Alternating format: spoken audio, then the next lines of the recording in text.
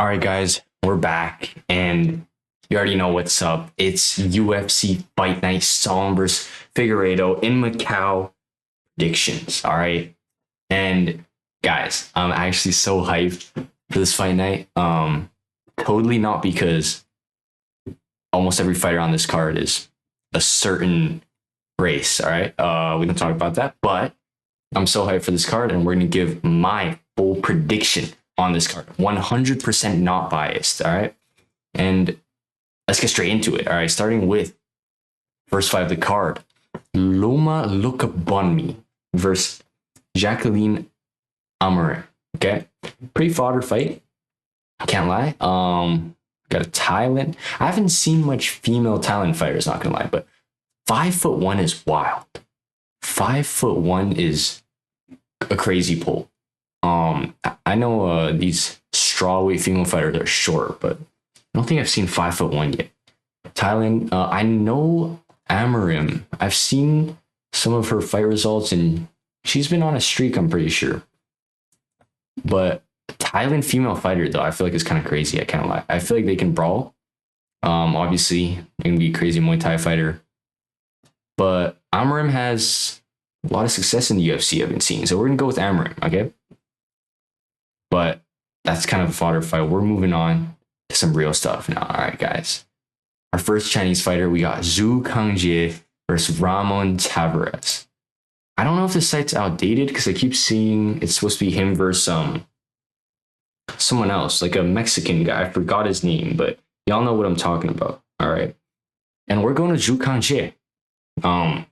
First of all, not biased at all. If y'all know, when he won and rode to the UFC in one of his fights, called out Ilya Topuria. That's why he's my GOAT. All right, Zhu Kangjie. He's an explosive striker. He kind of just has random explosive moments, just randomly. But yeah, what can I say? I mean, most of these Chinese fighters, they just like to get into brawls, and obviously he's one of them. Great physique. He looks pretty. Is it featherweight? Ooh, featherweight. Not too big for featherweight, but decent size for featherweight. He is ripped though. Yeah. 5'8" is a good height for featherweight, and he looks ripped. So we're going to Zhu Kangjie. I'm gonna say by decision. He's like 5-0 in his last 5. He had a few split decisions. I think one of his fights he got taken down like a lot. Like it was like 15 to 20 times. He still won. He's always active at the bottom position, which is good. But yeah, Ramon Tavares. Hey, never heard of this guy. Never watched him. Zhu Kangjie, easy win. All right, we're moving on, guys. Okay. Next, we got Angela Hill versus Jingnan Xiong. Now, everyone knows Angela Hill. Come on.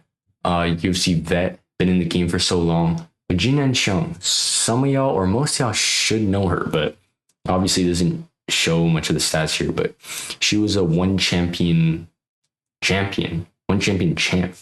And she beat, what was her name again? Angela Lee, I'm pretty sure. Yeah, Angela Lee. Was it 2 times? Pretty sure, yeah, 2 times. And she's a beast, man. She's a beast. She has crazy power in her hands. She has like 10 knockouts.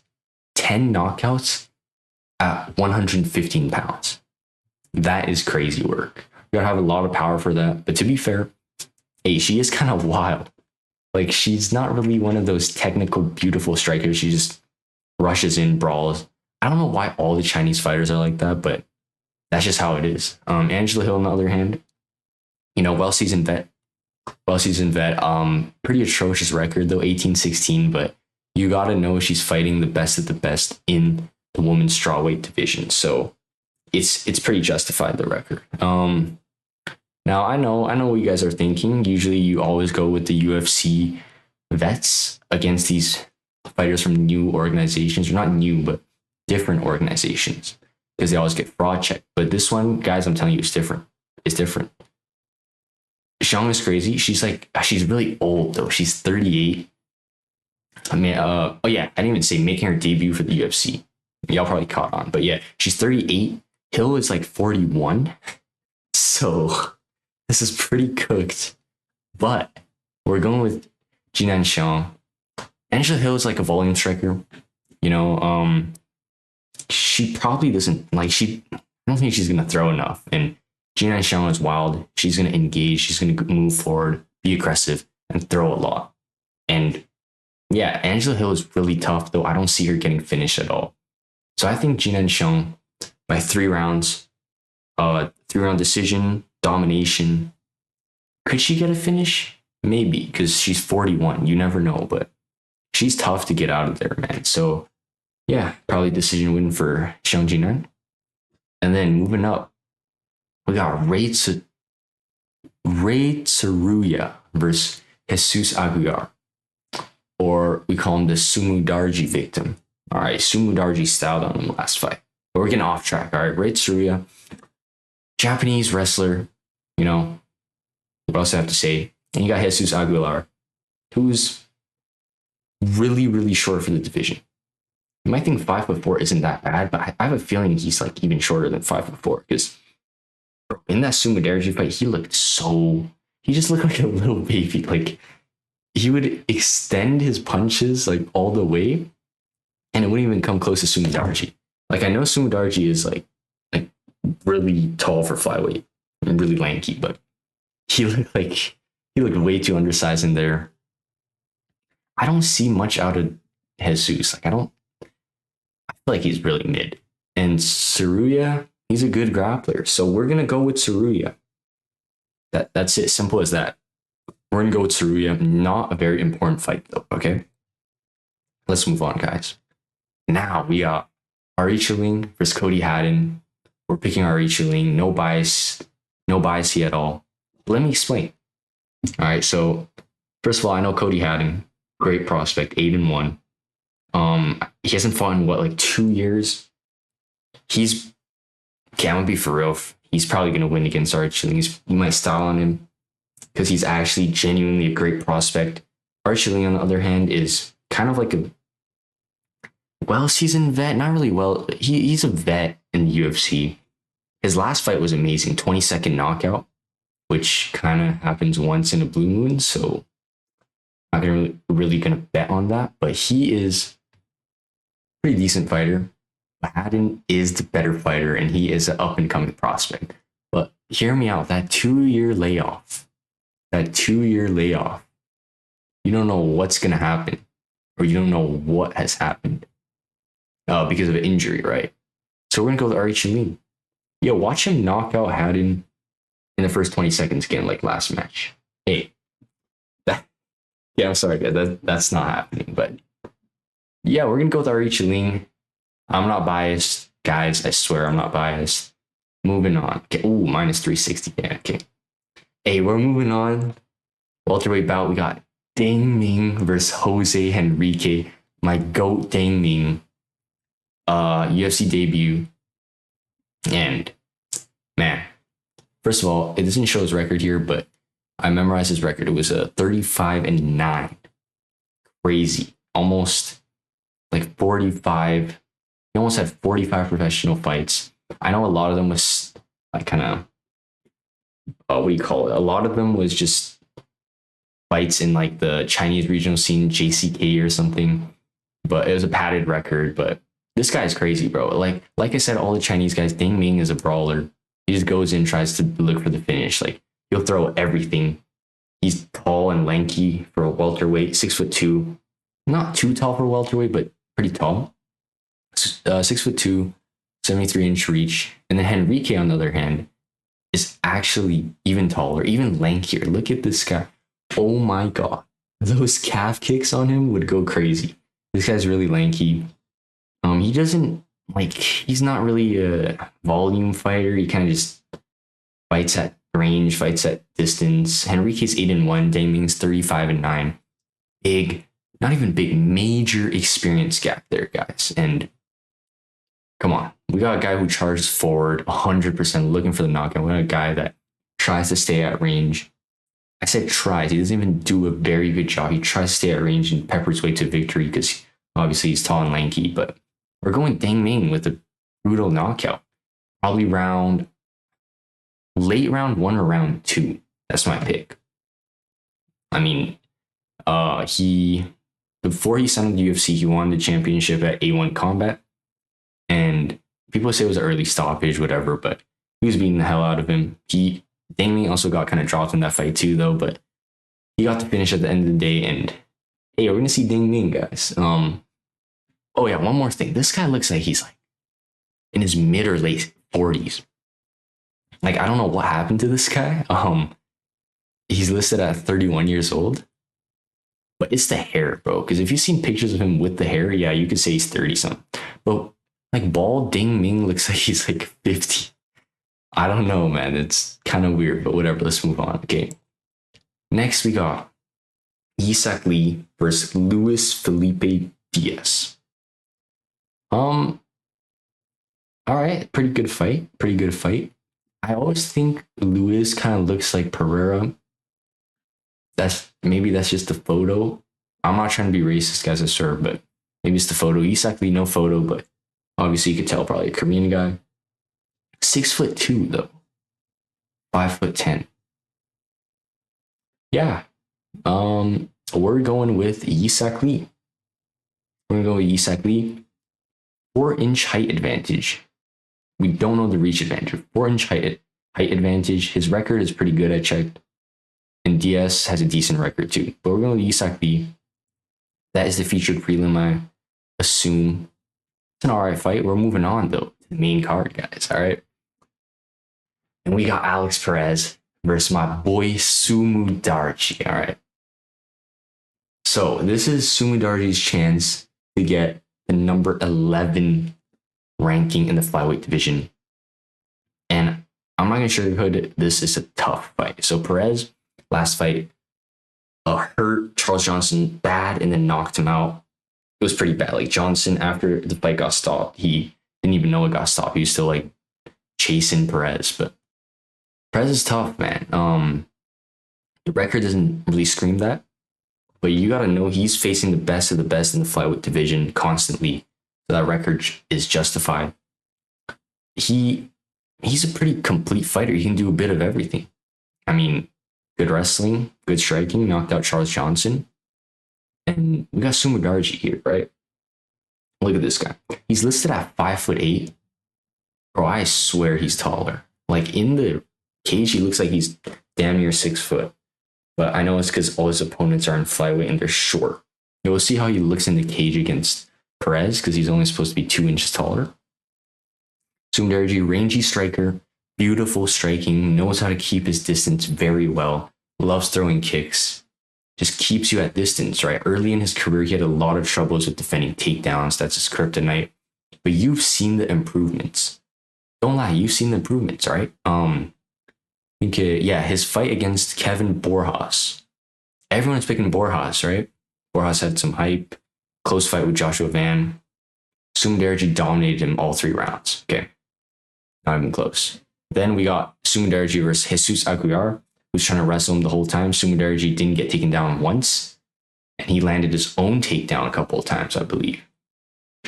Great striking. I think striking-wise, you can't beat Sumu Darji. Like, he's just too long, too lanky for this flyweight division. And his wrestling has improved a lot. He trains with the Song Yadong and the Team Alpha Male. But this is a tough matchup because Perez fights the best of the best. He's tough. He can do a little bit of everything. But we're still going with Sumu Darji, guys. I think it's his time. He's on I believe, 3-fight win streak. And it's his time to enter the rankings, guys. And don't call me crazy, guys, right? If you think about it, there's some matchups up in the rankings that really favor him. And I might be pushing it, but Joshua Van versus Sumu Darji, yo, don't call me crazy. Joshua Van versus Sumu Darji. All right, but there's also matchups that he would get absolutely bodied. Like if Sumu Darji fought Tyra, he would get destroyed. Not going to sugarcoat it. But I think it's Sumu Darji's time to shine. He's going to get into the rankings and go on the win streak and get that belt soon, you know? So, Sumu Darji by decision. And then next, this is not updated. It says Muslim Salikov with Jake Matthews, but it was actually Salikov, I think, got injured. And now it's Jake Matthews versus someone else. But it's okay because this fight is not that relevant. And we're going to pick Jake Matthews because I don't know the other guy's name. guys, I'm gonna just be so for real here. I'm not gonna make stuff up. I don't know the other guy's name. Didn't bother to check. We're going with Jake Matthews. Okay, because I can see his picture. He looks like a dude who can fight. We're picking him. All right, but just letting y'all know, if Muslim Salakov was still fighting, we're picking him. King of Kung Fu. What I gotta say, right? But we're just gonna quickly move on from this, guys. Don't mind that. Now we got Kai Asakura versus Cameron Smotherman. This, all right, Kai Asakura's last opportunity in the UFC. I remember I was hyped when he made his debut to fight Pantoja. Obviously he got choked out. I remember that flying knee though. Like he landed a flying knee on Pantoja and Pantoja took him down at the same time. But yeah, and then after that, he got a shot against Tim Elliott, old Tim Elliott. He was ranked like 11th at the time. Got submitted again. And man, that was a tough watch. And just look at the step down, man. Pantoja, Elliott, now Cameron Smotherman. Now, again, guys, I'm not going to lie. All I know Cameron Smotherman, I just know that he face planted after the weigh-ins. I probably shouldn't be laughing, but I actually feel bad. They got to remove weight cutting, man. It's bad, but that's what I know him from. I haven't watched any of his fights, so this is easy pick. Like, it's not just me. It's not even me being biased. Like, everyone's picking Kai Asakura. And come on, it's not just like, dude, he was a star having so much success out in the regional scene as well. A risen champ. And bro, he has so much success. Oh, not to mention this is at bantamweight now, right? Before, after getting subbed by Pantoja and Elliott, it was flyweight. And in Risen, he did fight at bantamweight. So I guess he tried to move down in the UFC to get more of a size advantage, but obviously it didn't work towards his favor. What am I saying? Work in his favor? And now he's at bantamweight, his natural weight class, less weight cut, should be fresher, should be faster, more conditioned. It's just, dude, this guy's a star. He's faced so much good fighters in Risen. You got Cameron Smotherman. We're going with Kai, all right? Enough said. We're going with Kai Asakura. He should get a knockout or a highlight reel or just dominate him. Because if he gets a lackluster performance, like not even losing, if he gets a lackluster performance, I don't even know, man. It's just over for him. But Kai better make it look easy. Better win and make it look easy. All right. And now we got Sergey Pavlovich versus Talashin Teixeira. Why this fight even got booked is my first question. Okay. Sergey ranked number 3, Teixeira 15. Teixeira barely won against Taito Iwaza. The blob master himself, Taito Iwaza, who's, I don't know why he's still in the UFC. Barely made it past him. He was scared to strike with Taito Iwaza, even though he's 6'7", and just tried to take him down, which worked because Iwaza's blob, he can't get up. And you put him against the boogeyman Sergey Pavlovich. You, like, what else do I have to say, bro? Like, I know some people might think Sergey's lost it, you know, McQueen's fading, but that was back then. Like, after he got back after that Aspinall knockout, he just started getting wins again. Waldo Cortez. Oh, he did lose to Volkov. Did he? I'm pretty sure he lost to Volkov. Volkov and Aspinall, which are fine. Justified. And he beat Waldo Cortez Costa. One more fight before that, but then he beat Costa.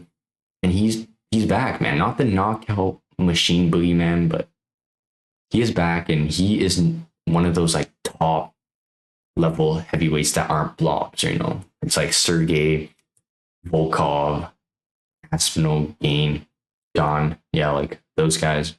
And Teixeira, despite being that tall, man, look at that physique. Hell no. That's just a tall blob in my opinion. Barely got through Iwaza. Sergey Pavlovich is going to brutally school him. That's the end of it. He's going to knock his head off, man. That's all I have to say. Sergey Pavlovich. KO? Yeah, I see KO. Maybe like round 2 KO. Enough said. Sergey, bro. Not even close, man. And moving on to the co-main event. We got my GOAT, Zhang Mingyang versus Alonzo Minifield. Obviously, Zhang Mingyang's last fight, I was heartbroken. I was depressed for a solid week. Johnny Walker destroyed his calf, TKO'd him, all right? It was sad. But it'd be stupid for me to say that Zhang Mingyang's not coming back. I know his hype died down so much after that Johnny Walker fight. But hear me out. Hear me out, okay? Before that fight happened, Johnny Walker was at the very, very rock bottom. So rock bottom. You know what they say? Once you hit rock bottom, you can't go any further down. All right. And I felt like I just had a bad feeling about that fight. And yeah, I mean, it's fine though, because Zhang beats Johnny Walker 9 out of 10 times, and that just happened to be the one. I'm not coping, guys. I'm not biased, I swear. Right? Now we're back on track. Zhang Mian on his way to the belt again. And then that Johnny Walker performance against Dominic Reyes. Dude, if it was Zhang Mingyang facing Dominic Reyes, he would have chinned Reyes in the first round, man. So, all right, let's start with Alonzo Minifield. The only fight I've seen of him was him getting first round KO'd by Volkan Ozdemir. All right, can't lie. And I also know he got like knocked out in 12 seconds against Carlos Ober because he couldn't deal with the jab. But all right, you look at the fighter comparisons. Alonzo Minifield's upper body is crazy.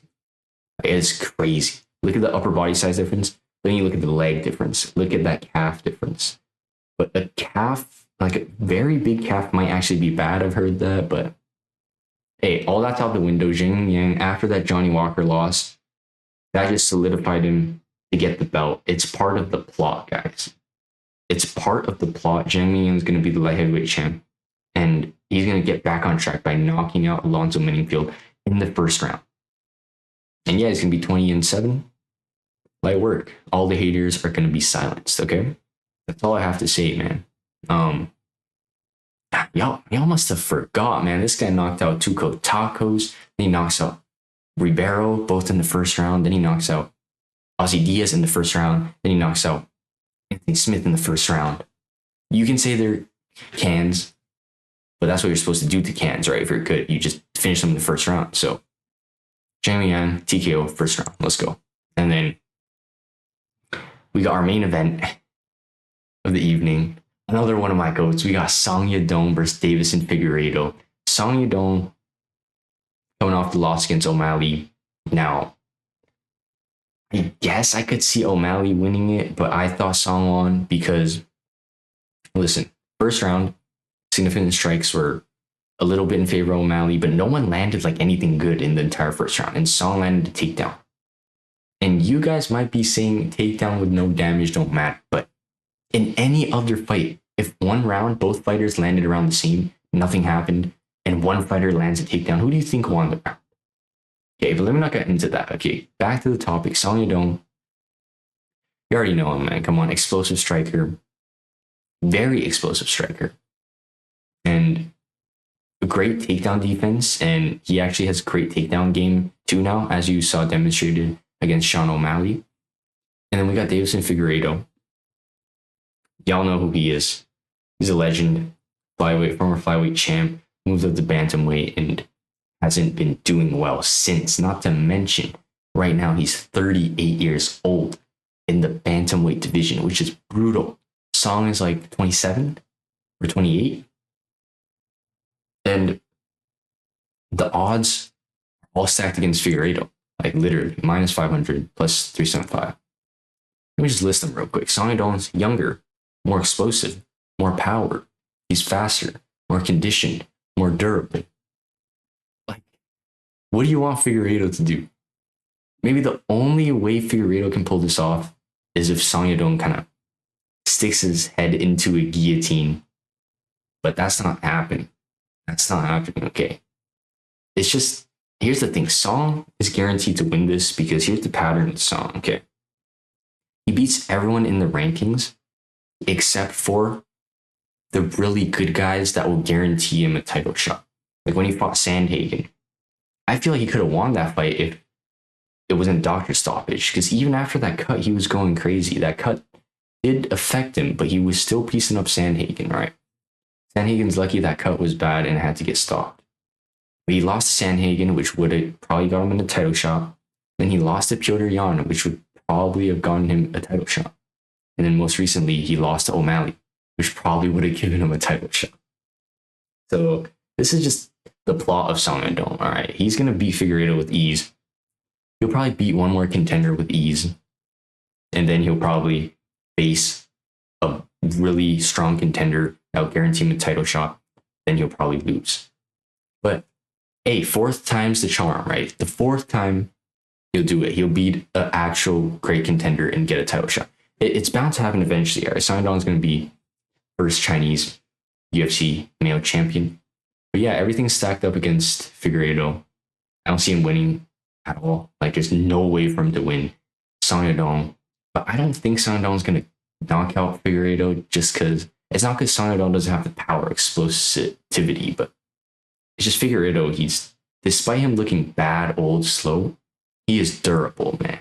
Like, you're not getting him out the fight. So I don't see Yadong really doing it. It's been a while since he got finished too. So I think it would just be a 5-round domination against Figueiredo. Something like a Topuria versus Josh Emmett, if you know what I'm talking about. I think it'll be something like that. But yeah, that is my UFC Macau Song versus Figueiredo full predictions. Not biased at all. All right, guys. Let me know if y'all enjoyed the video. Thank you guys so much for watching, and I'll see you guys next time.